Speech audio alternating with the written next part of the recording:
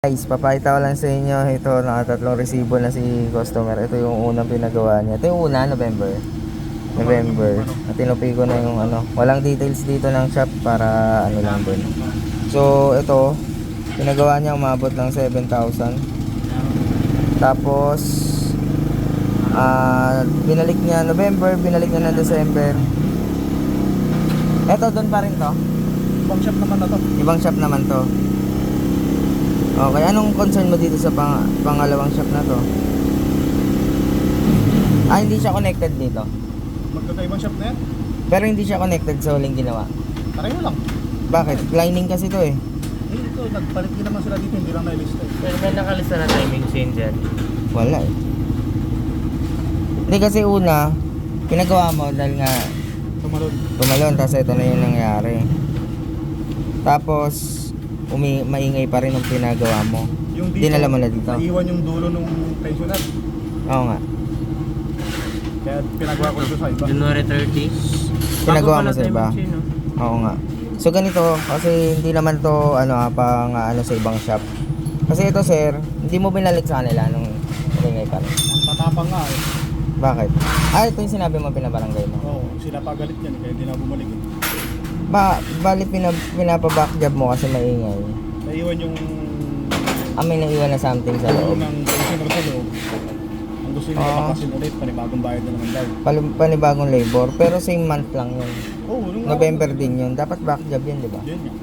Okay, kasi valve seal, engine valve, Awen. yun yung mga ginawa. Awen. Ano yan, pinalitan ba yan? So, bago to, tapos tingnan mo. Ay, hindi yan ba? Ano yan? Ba't ganyan? Ikot. Oo nga. Kasi yung ulit nito, may stainless dito. Baliw, hindi ekop yun. Ekop yun, uy. Dito. Salbahe ka. Ekop. Peke yung pyesa na nilagay. Okay, okay. Okay, ipunin mo dyan yung mga pyesa. I-explain lang natin to. Ito, pinabarangay mo. Tapos hindi na nagawa kayo. Nagpagawa ka na sa iba. So ito, ibang shop na to. Akala ko hindi mo binalik dito. Kasi pag mga ganyang halimbawa nagka-problema, back job, bigyan pa rin natin ng chance yung mechanic. Kaya lang ito, hindi talaga ginawa. Nung pinakinggan nila yung tunog, ang gusto nilang palitan, carburetor. Iba naman ang gustong palitan. Okay, sige, sige. Presyon nila yung carburetor ng 1.8. Okay, tapos dito naman, clutch side naman ang pinagawa mo dito. Ito labas to din sa huling ginawa. No, ito hindi to ka ano. So itong si shop na to is wala siya. Ito, tapos dito pinagawa mo. Yung January 30. January na. So ito maingay pa rin. Tapos dito pinalitan. Kaya lang ang mga pinalit na pansin natin, ito yung mga pinalit. Tsaka yung mga tagas. Okay, timing chain, Yung mga gasket na nilagay niya, magneto, nakatagas pa rin. gasket. Kinalas yung head nito. Oo, binaklas niya. Okay, labor 1.6. Okay lang yan. So dito kasi sir, i-observe natin ngayon sa mga pyesa na makikita natin, no. Ito para sa mga viewers din, awareness lang din. Sa pagpapagawa sa ibang shop, hindi naman porque nagka-back job o problema sa ibang shop, i-blame or tatalikuran nyo na sila. Pero bigyan nyo ng chance. Ito kasing case ni sir, hindi na siya pinano ng shop na unang pinagawan mo, no? Kumbaga, pinabarangay mo pa. Anong nakita natin? Yung cams, kayo, yung isa, intake.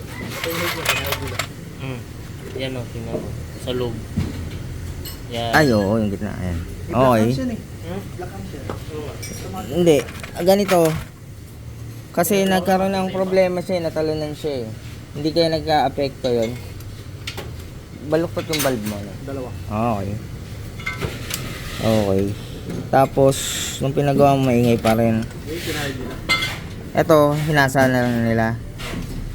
Okay. Ganito sir, kasi yung ingay nung narinig mo na yun, hindi na yun mawawala. Hindi na yun basta mawawala. Yung pagtahimik ng ano.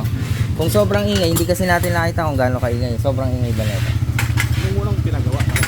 Hindi ngayon. Hindi naman. So ngayon, papa-remedyo mo lang. Okay. Kasi pag mga ganitong na-modify doon, nakayod na itong mga to, hindi na ganun katahimik yan eh.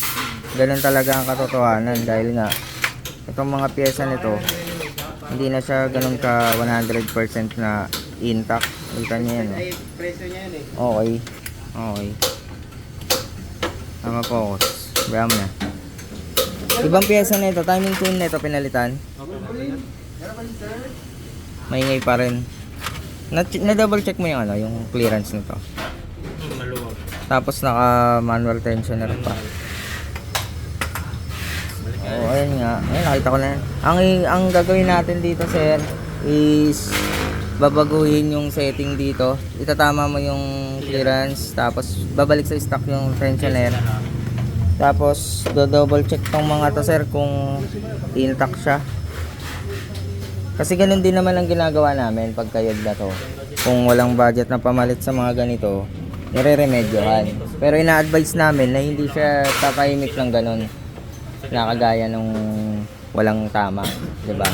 So kung na-experience nyo dun sa huling pinagawan nyo na may ingay pa rin kasi niremedyohan nga lang, pwedeng talagang ganun, may ingay talaga. Kasi nga po, niremedyohan lang. Kasi yung una, Mm. iwan yung dulo ng Yun po, yung sa una, meron talaga kayong concern. Tapos yung sa may pinakahuli na pinagawan nyo na naririnigan nyo na maingay pa rin. So, isa tong reason, tsaka itong peke na pyesa na nilagay. Isa tong pwedeng maging reason. Pero yung sobrang kahimik, kung hahabulin natin yun, o yung talagang asin parang walang problema. Ito siya nang gagaling Iba. yung parang sa matalon. Oh, dahil dito. Tsaka to. Tingnan nyo naman, binutas na to. Ito yung sa pangalawang resibo, nagpalit ng lining. Original ba to? Hindi. Oh, ha? Original. Original. Sunog din no yung plate. Ah, lining lang ba pinalitan dito? Isang buo yan. Peke oh. Hmm. Ano ka bo? Oo nga. Pati ito. Pagkalingap, pagkalingap. Kayo. Patingin nga ako ng resibo ulit, sir. Kala ko original yung mga Kayo. pinalitan. Pagkalingap. Peke, oh. Gara ng ano, poste niya na. Ito, hindi, lining. Ay, oo, ito yung last. Ito yung last. Yung January 30. Ito na yung pinaka-concern mo, bukod dun sa ingay, wala nang takbo yung motor mo. Wala. Ito. Hirap na umusad. Sige, sige. Lining. Hindi yan. Yan, lining 1-3. Walang hub. Magnetogastric sensor. Wala dito. Yung pangalawa. Ito lining lang pinalitan. Pero original naman yata. Hindi pala. Original? Original ba to? Double check nga. Original yun ay.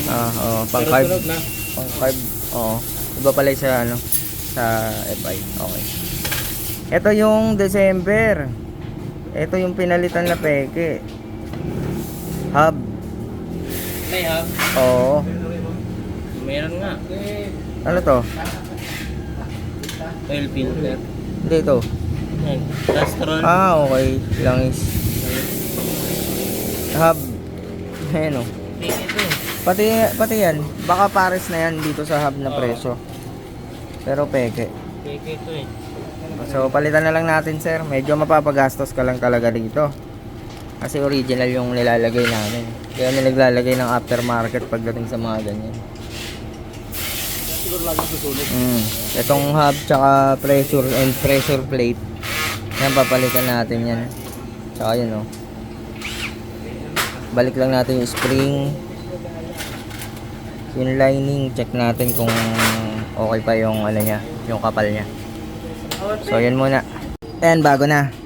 Ito yung luma. Pakita natin yung luma. Pinagpalitan. Ito ba? Oo.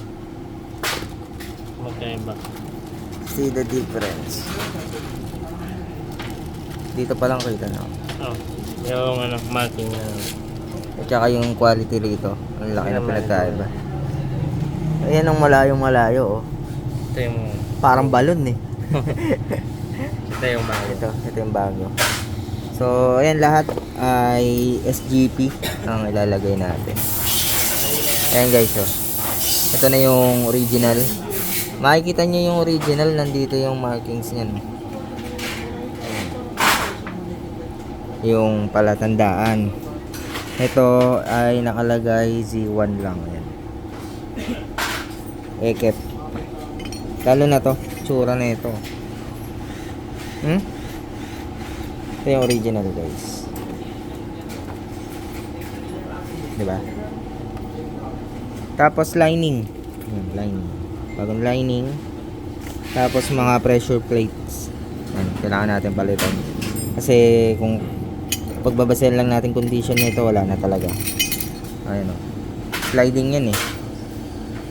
Kaya wala na rin takbo. Ang concern ni customer dito, ang takbo ng motor niya nasa ano na lang daw, 50. 50. Pag mag-isa siya, 60. Pag may angkas, 50 ang todo. Aray ko. Check natin mamaya. Okay, install lang muna ni Jang Jang. Alright. Ayan, habang nagmamarinate si Jang Jang, ito naman yung sa head. Ayan, ito lang yung papalitan. Dalawang guide, yung timing chain is bago pa, kaya okay lang. And syempre, ipapain niya muna tong mga to. Tapos, ayun nga, paalala lang din guys na hindi porke hindi nagkasundo sa ganitong ingay. Halimbawa, nagpagawa kayo maingay. Tapos ganito nga remedyo lang, maingay pa rin. So possible talaga na magiging maingay pa rin siya o meron pa rin konting ingay pagka remedyo lang. Kasi nga may tama. Tapos pagdating naman sa usapang back job, yan, halimbawa nagpagawa kayo, tapos may back job, huwag muna kayo lumipat sa ibang shop. No, dun muna sa pinagawa nyo. Balikan nyo muna yung pinagawa nyo. Bigyan nyo sila ng chance na ma-fix yung naging problem. Pero kung ganun nga na na-experience naman ni customer na ayaw nang gawin, pinapabayad pa siya kung gagawin, pinabarangay niya raw. So, yun, pwede na siguro kayo lumipat ng mechanic. Ang sinasuggest lang namin pagka merong, yan nga, marami nagchat-chat kasi pinagawa niya sa ganitong shop, tapos may problema pa rin. Sinasabi namin na ibalik para ma-back job. Wala namang kayong babayaran pag usapang back job. At kung mayroon lang papalitan na pyesa na kailangan yung bayaran kung sakali man na hindi covered nung ano nyo, yun lang yung magagastos nyo. At least nabigyan nyo ng chance na i-fix nung mechanic. Baka mamaya napakahusay din pala ng mechanic, tao lang naman din yan nagkakamali, no? Yun lang naman. So ayan, sasalpak na tayo ng lining, plate at mga kapatid niyang pyesa. Tapos testing. Alright. Hindi nga sa mga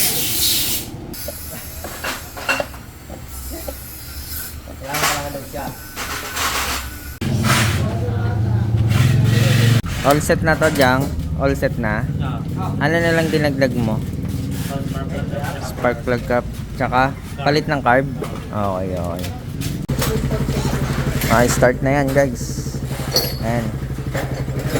Medyo mas tahimik siya kumpara sa mga may ingay na motor talaga. Tahimik naman as in. Bago na rin yung carb. Papatest drive na lang natin kay sir kung ano. okay ba? Check muna tayo ng langis kung umaakit ba. Ayan. Okay.